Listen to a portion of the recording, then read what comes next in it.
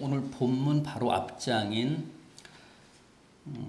이 열왕기상 18장 17절 이하를 보면 엘리야가 백성들이 지켜보는 가운데서 바알 선지자 450명, 아세라 선지자 400명, 도합 850명과 세기의 대결을 벌이는 장면이 나옵니다. 진검승부를 한 겁니다. 누가 이깁니까? 호롤단신으로 우상의 선지자들과 맞서 싸운 엘리야가 850대 1이었는데 통쾌한 승리를 거두옵니다.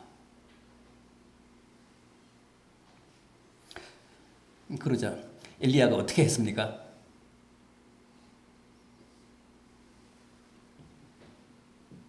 거짓 신으로 혹세무민한 바알 선지자, 아세라 선지자들을 한 명도 도망가지 못하게 해서 기손 시내로 끌고 갑니다. 거기에서 단칼에 다 처단합니다. 850명 바알 선지자, 아세라 선지자의 목숨을 다 척결합니다. 그런데 그 소식을 누가 듣죠? 아합 왕의 왕후요 열렬한 바알 신봉자인 이세벨이 듣고 일을 갑니다. 그리고 바알 앞에서 복수를 맹세합니다. 그리고 군사들에게 수배령을 내립니다. 엘리야를 잡아들이라. 그러자 조금 전까지만 해도 혈기 충천해서 기계가 하늘을 찌르던 엘리야가 그만 두려움에 사로잡혀 미친 듯이 광야로 도주했습니다. 몇 날 며칠 먹지도 마시지도 못하고 도망하다가 완전히 탈진해서 로뎀 나무 아래 쓰러져 하나님께 앙탈을 부립니다. 차라리 저를 죽여주십시오. 못 살겠습니다. 더 이상 험한 꼴 보지 않도록 이쯤에서 저를 아예 데려가 주십시오.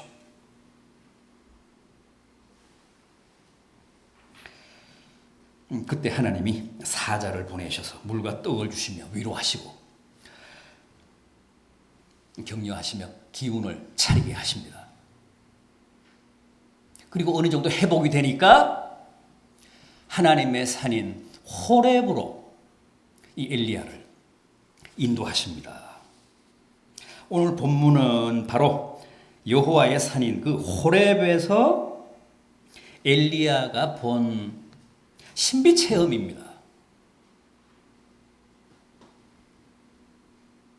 어떤 것이었죠? 갑자기 크고 강한 바람이 불어 산을 가르고 바위를 부수옵니다. 세상에 바람이 얼마나 강하면 산이 다 갈라지고 바위가 부서지겠습니까? 따라서 그것이야말로 하나님의 무한하신 권능과 위엄을 나타내기에 딱 좋은 상징처럼 계시처럼 보였습니다.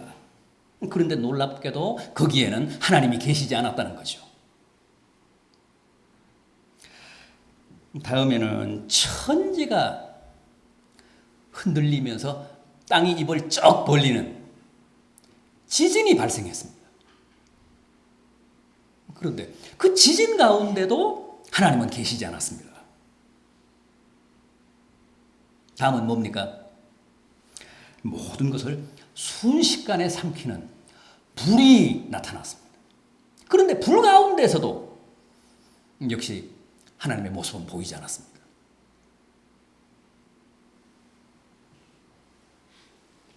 그렇다면 하나님은 언제 나타나셨죠? 제일 마지막 현상인 세미한 소리와 함께 하나님이 출현하셨습니다.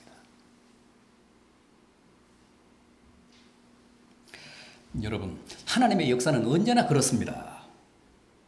우리는 다 하나님이 산을 가르고 바위를 부수는 강력한 바람으로 혹은 가공할 지진으로 혹은 무시무시한 불로 나타나셔서 당장의 아합 왕궁을 그냥 박살을 내시고 이세벨을 한 입에 삼키시는 그런 하나님으로 나타나 주기를 바라지만은 하나님은 정작 그렇게 나타나시지 않습니다. 우리의 기대와는 달리 세미한 소리로 당신을 계시하십니다. 세미한 소리와 함께 나타나십니다.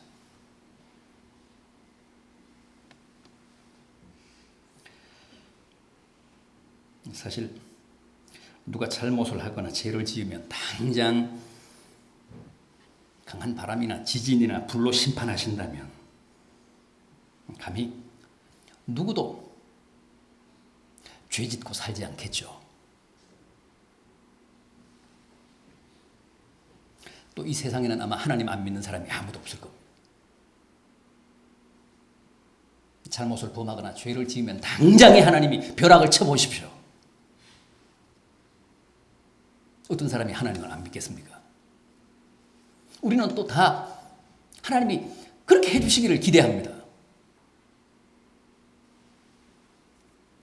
그런데 하나님은 절대 그렇게 역사하시지는 않는다는 겁니다. 언제나 세미한 음성으로 세미한 소리로 말씀하십니다. 계시하십니다. 당신을 나타내십니다. 이게 바로 계시의 비밀이고 신비고 또 함정입니다.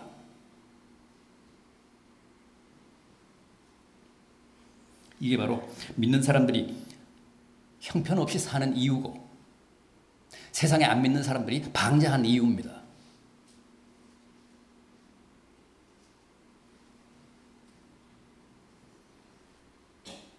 마태복음 13장을 보면 주님이 여러 가지 비유로 천국을 말씀하십니다.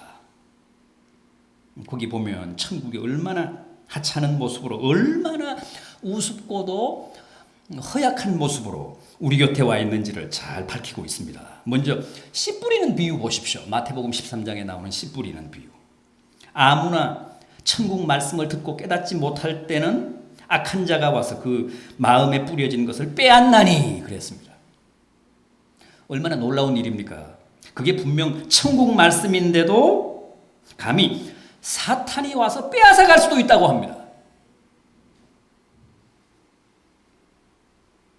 또 돌밭에 뿌려졌다는 것은 말씀을 듣고 즉시 기쁨으로 받되 그 속에 뿌리가 없어 잠시 견디다가 환난이나 박해가 일어날 때에는 곧 넘어지는 자요. 보십시오. 환난이나 박해 앞에서도 가차없이 넘어지는 게 천국입니다. 이래서 다 사람들이 천국 가기를 아주 우습게 합니다. 또 보십시오. 가시떨기에 뿌려졌다는 것은 세상의 염려와 재물의 유혹에 말씀이 막혀 결실하지 못하는 자요. 글쎄 천국이 얼마나 우스우면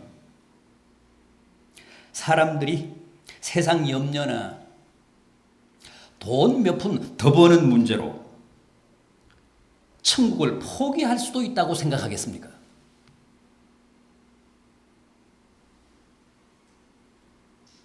만약 굉장한 바람이나 지진이나 불이라면 그러겠습니까?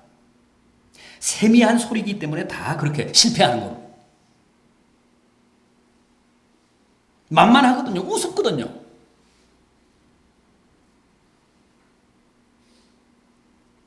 역시 마태복음 13장에 나오는 가라지 비유도 그렇습니다. 여러분, 가라지와 밀, 피와 벼, 혹은 깐부기와 보리, 잡초와 무슨 야채, 채소, 어느 쪽이 더 잘 자랍니까? 어느 쪽이 더 잘 자랍니까? 가라지가 훨씬 더 잘 자랍니다. 뿌린 적도 없고 비료도 안 주고 물도 안 주고 매 주지도 않는데 잡초는 늘 그렇게도 잘 자랄 수가 없습니다. 뽑고 돌아서면 또 시퍼렇게 살아납니다. 잡초 때문에 농사를 못 짓습니다.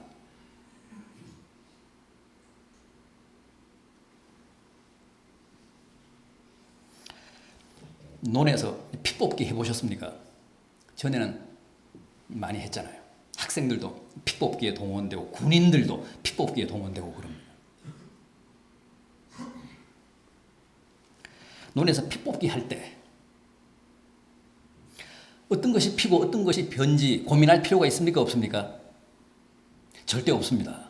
왜요? 무조건 벼보다 더 큰 것은 다 피입니다. 교육할 필요가 없어요.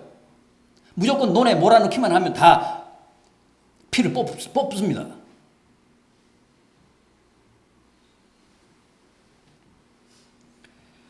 믿는 사람들이 늘 속상해하고 약올라하는 게 바로 이거 아닙니까? 왜 저쪽이 언제나 더 잘 되느냐는 거죠. 왜 가라지와 피와 깐부기가 더 강하고 더 잘 크고 잡초가 왜 더 무성하냐는 겁니다.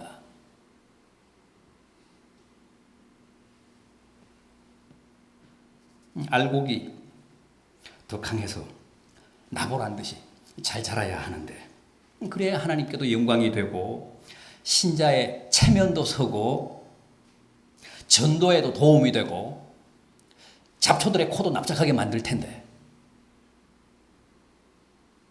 잘 되는 쪽은 이쪽이 아니라 항상 저쪽입니다.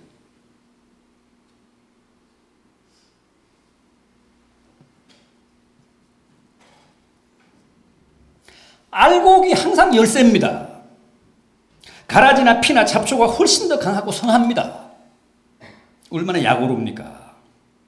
그래서 우리가 얼마나 자주 시험에 들고 낙담에 빠집니까? 엘리야도 지금 바로 그겁니다. 하나님을 믿는다는 사람이 우상 섬기는 사람들에게 쫓겨서 이렇게 비굴하게 숨어 다니며 목숨을 부지하느니 차라리 하나님 손에 죽는 편이 더 낫습니다. 죽여주십시오.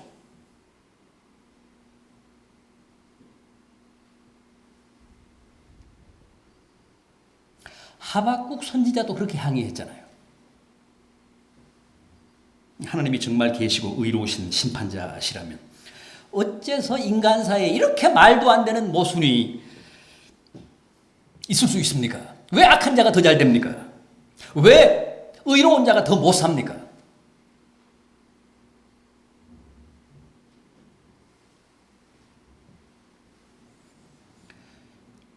그런데 이런 문제에 대한 하나님의 응답이 어떤 겁니까?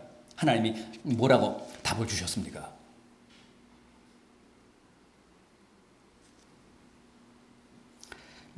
흔히 우리는 키 크고 잘생겼는데도 공부를 못하면 욕을 더 많이 하죠.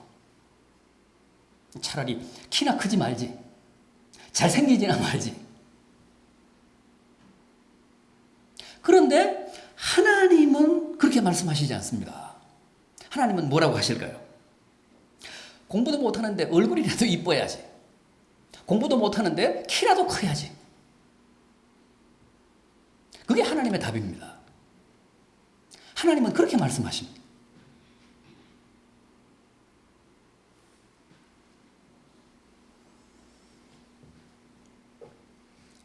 그래서 예쁜 사람 치고 공부 잘하는 사람 없잖아요. 키 큰 사람 치고 공부 잘하는 사람 없잖아요. 저는 적어도 그렇게 알고 있습니다.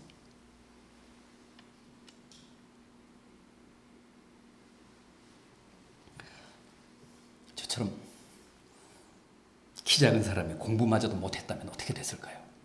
살아서 여기까지 왔을까요?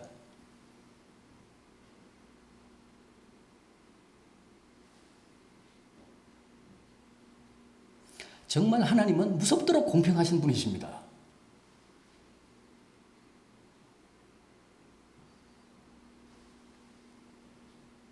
저 사람들은 죽으면 지옥밖에는 더 갈 데가 없는데 살아서라도 좀 좋은 건 먹고 잘 입고 돈이라도 좀 쓸 수 있어야 되지 않겠니?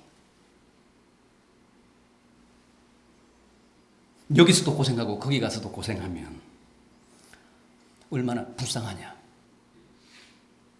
하나님은 항상 그렇게 말씀하십니다.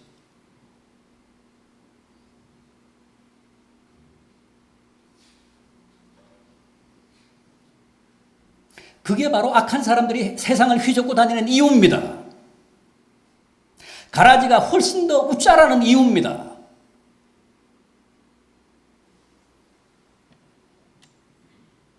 배보다 피가 훨씬 더 잘난 체하며 알곡들을 압도하는 이유입니다. 공평하신 하나님의 섭리입니다.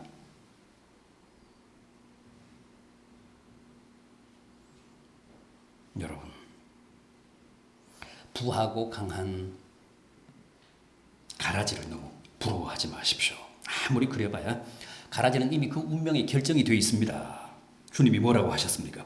추수 때까지만 그냥 둬라. 추수 때 내가 추수꾼들에게 말하여 가라지는 먼저 거두어 불에 던지게 하고 알곡은 모아 곡간에 넣으리라.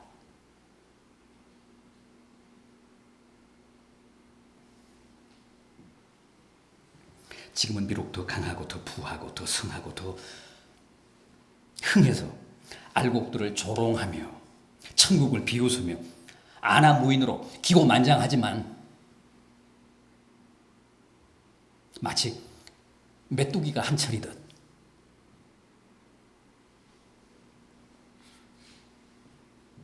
다 그들은 한철입니다. 오래지 않았습니다.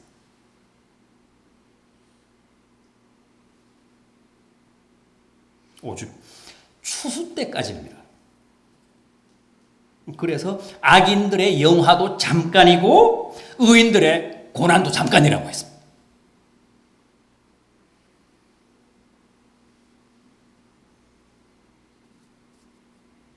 사실 우리들이야 영원히 복된 세계로 갈 사람들인데 여기서 좀 고생하면 어떻습니까? 여기서 좀 억울하면 어떻습니까? 좀 손해보고 욕 좀 먹은들 어떻습니까? 여기서 돈 좀 덜 가지면 어떻습니까? 잠 좀 덜 자고 놀러 좀 덜 가고 골프 좀 덜 치고 먹고 싶은 거 좀 덜 먹고 갖고 싶은 거 좀 덜 가지면 어떻습니까? 영원히 최고의 행복을 누릴 사람들인데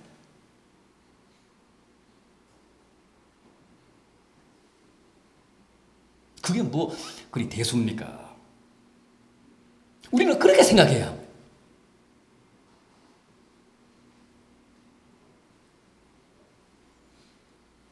역시 마태복음 13장에 나오는 겨자씨 비유입니다. 겨자씨는 눈에도 잘 안 띄는 씨 중에서도 가장 작은 씨앗인데 주님은 하필이면 천국을 그 겨자씨에 비유하셨습니다.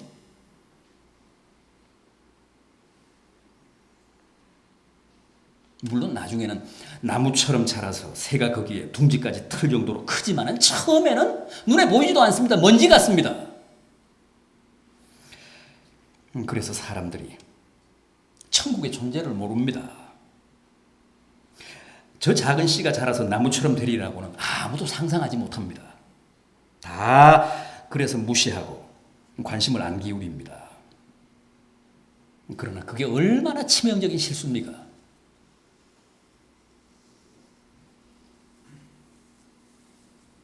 여러분, 천국은 지금도 세미한 소리로 그렇게 작은 한 알의 겨자씨로 우리 곁에 있습니다. 거기에 속지 마십시오. 그 함정에 빠지지 마십시오.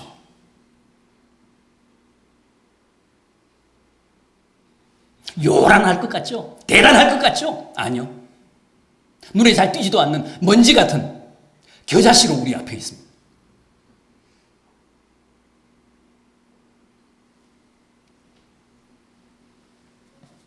전혀 그럴듯하지 않은 모습, 전혀 예상치 않은 모습으로 지금도 우리의 허를 찌르고 의표를 찌르고 있습니다.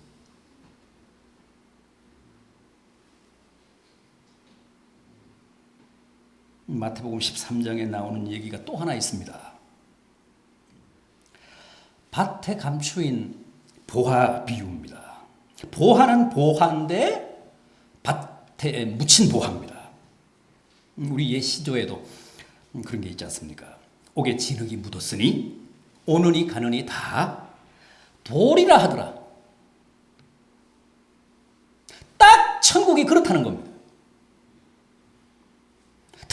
보한데 흙이 묻었다고 다 돌이라고 합니다.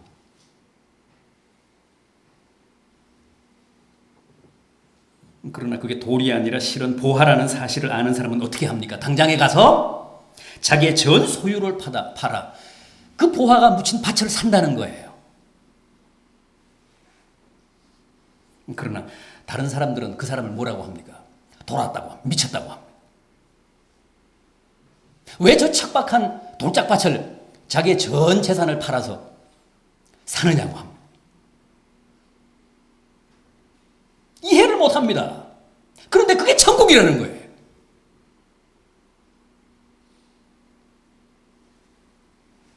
우리 예수 믿는 사람들 다 미쳤다고 하잖아요. 다 돌았다고 하잖아요.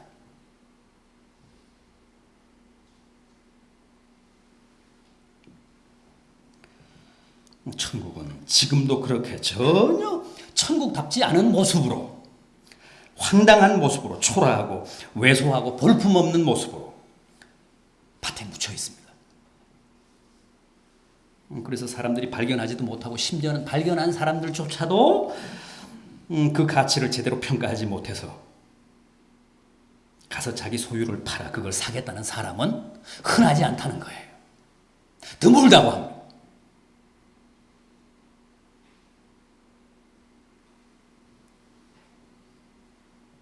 정말 목숨까지라도 내놓고 기어이 사야 하는 게 천국이라는 진주인데도 아무도 그렇게 하지 않는다는 거죠. 그런 의미에서 아직도 천국은 제 주인을 못 만난 보화입니다.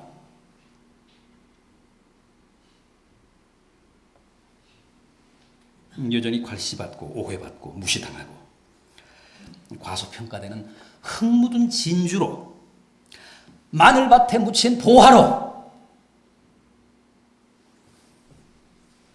숨겨져 있습니다. 한 번은 옥에 갇힌 세례 요한이 그의 제자들을 주님께 보내서 물었습니다. 당신이 정말 오실 그분이십니까? 당신이 정말 성경이 예언한 그 메시아십니까? 이게 무슨 뜻입니까?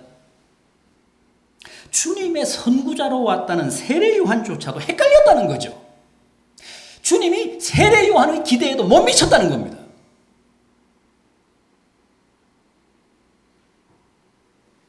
확신이 안 섰다는 거예요. 저분이 정말 메시아인가? 저분이 정말 그리스도인가? 그래서 확인 사살을 한 겁니다. 정말 당신이 그리스도입니까?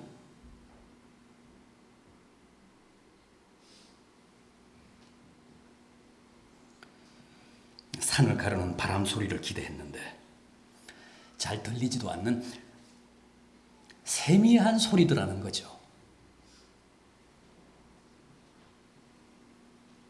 실은 그래서 얼마나 많은 사람들이 천국 때문에, 주님 때문에 실족하는지 모릅니다.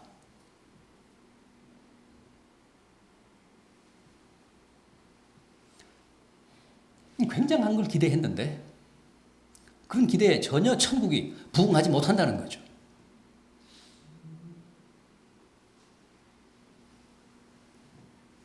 주님이 뭐라고 하셨죠? 누구든지 나를 인하여 실족하지 아니하는 자는 복이 있도다. 그럼 어떻게 해야 실족하지 않을까요? 엘리야처럼 세미한 소리에서 하나님의 육성을 들어야 합니다.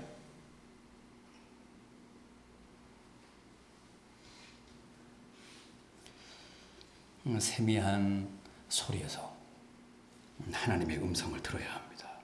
그게 어떻게 가능할까요? 반드시 생각하며 믿어야 합니다.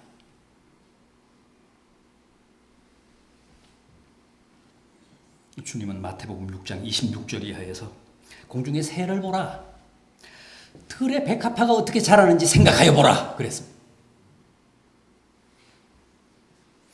여러분, 신앙은 생각하는 겁니다. 생각을 잘해야 합니다.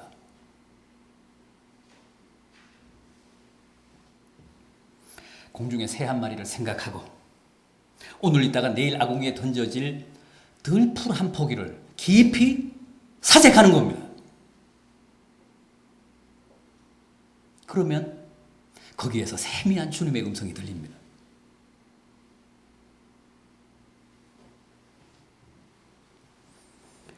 무턱대고 살거나 그저 맹목적으로 습관적으로 그저 문화적으로 믿으면 절대 하나님의 음성 안 들립니다. 못 듣습니다. 사색해야 합니다.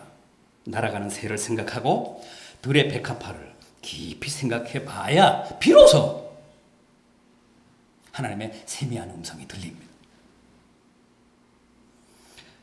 백합이 잘 안 보이시면 요즘 많이 피는 호박꽃을 한번 생각해 보십시오. 우리 교회 밭에 호박꽃이 아주 흐드러졌습니다.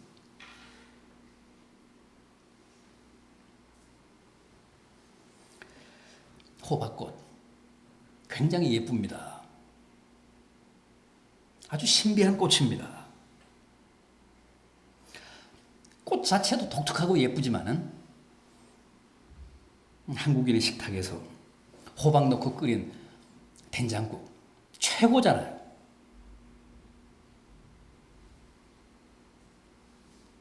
저는 날아가는 새가 아니라 언젠가 설악산에서 봤던 송충이 한 마리를 아직도 잊지 못하고 있습니다. 어쩌면 색깔이 그렇게도 고운지요. 그렇게도 신비할 수가 없습니다. 정말 섬세하고 이슬을 쓰고 아침 햇살을 봤는데 환상이었습니다. 정말 쏘지만 않으면 한 마리 주머니 넣어 갖고 와서 기르고 싶을 정도였습니다.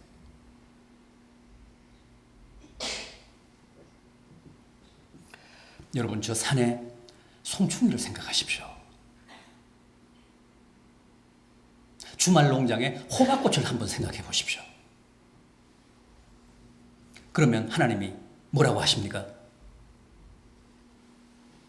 사람들이 다 못생겼다고 하는 호박꽃도 저렇게 곱게 피우시고 사람들이 다 징그럽다고 하는 설악산에 송충이도 저렇게 정교하게 입히시고 먹이시는 하나님이 하물며 너희를 돌보시지 않겠느냐? 너희를 굶기시겠느냐?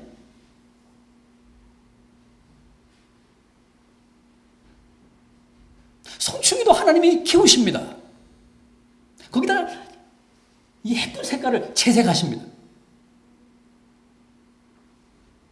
우리가 다 못생긴 꽃을 호박꽃이라고 하는데 호박꽃도 그렇게 성실하게 그렇게 신비하게 하나님이 피우신다.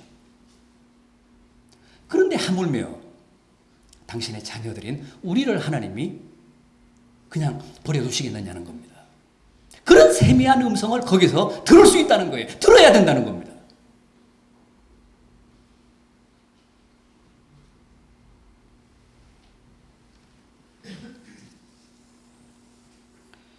생각해야 말씀을 듣고 또 깨달을 수 있습니다.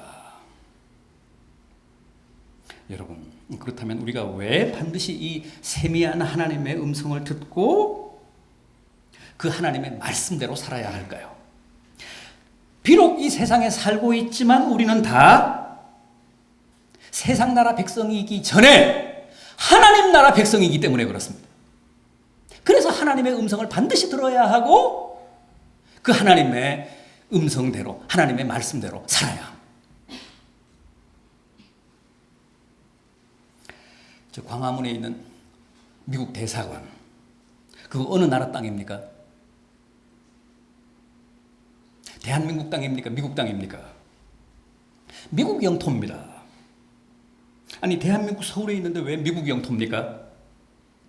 그곳은 미국의 법과 미국의 주권 하에 있기 때문에 비록 대한민국 서울 심장부에 있지만 미국 땅입니다. 미국의 영토입니다.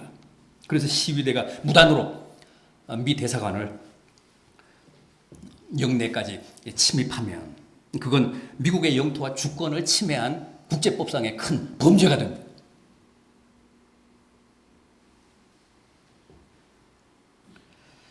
그럼 주한미군은 미국 국민입니까? 대한민국 국민입니까?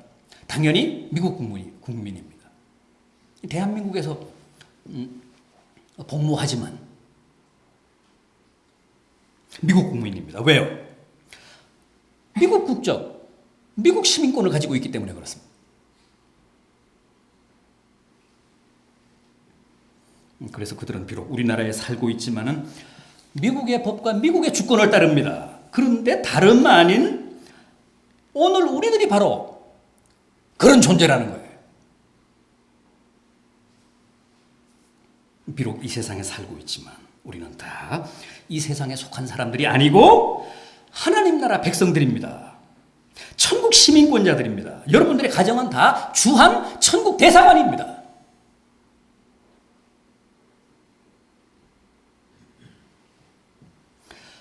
주한 미군이 아니고 주한 십자가 군병들입니다.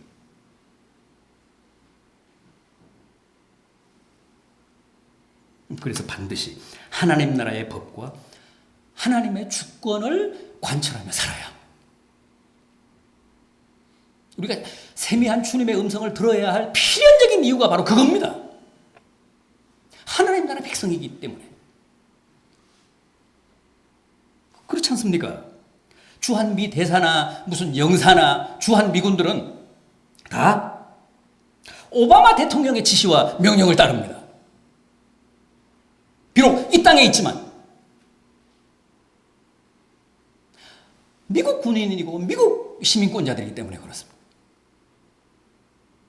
대한민국에 살고 있지만 우리는 다 주님의 명령을 받아야 합니다. 주님의 뜻을 추구해야 합니다.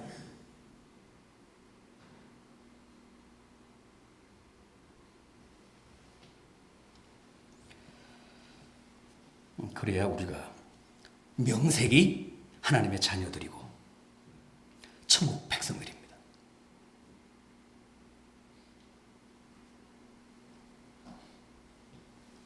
부디 이 생각하는 계절, 이 사색의 계절인 가을에 세미한 주의 음성을 듣고 깊이 사색하시면서 여러분들을 향하신 주님의 거룩하신 뜻을 잘 분별하셔서 그 주님의 뜻 앞에서 순종하고 결단하는 복된 성도들 되시기를 진심으로 기원합니다.